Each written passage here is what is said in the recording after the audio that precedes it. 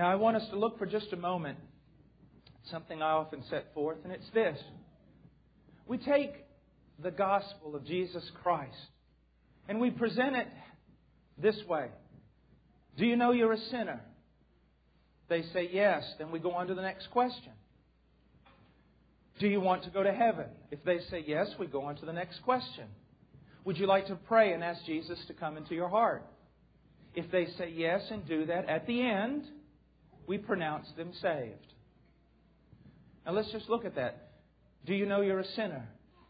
My dear friend, if you say yes, or if any man says yes, I know I'm a sinner, it means absolutely nothing. The devil knows he's a sinner.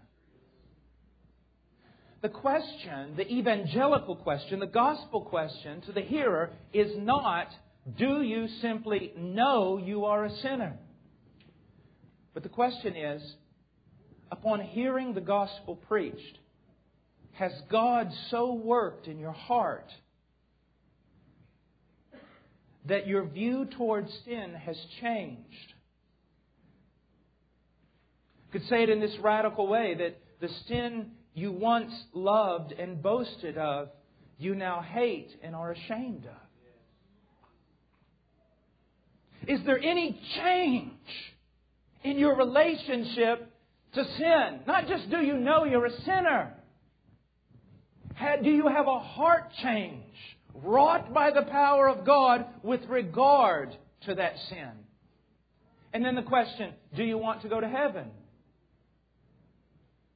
Obviously, when we ask that question, we betray ourselves and show that we've never studied political theory. Because that's what politics is all about. Everybody wants to go to heaven.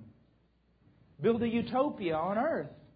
A wonderful place where we can all be happy. You see, everyone wants to go to heaven. But as I often say, the problem is most people don't want God to be there when they get there. The question is not, do you want to go to heaven? That's why so much preaching is so wrong. So much singing is so wrong. The question is not, do you want to go to heaven? The question is, has God done such a work in your heart that you now esteem Him, desire Him? Do you want Him? Do you see the value of Christ? And then, do you want to ask Jesus to come into your heart?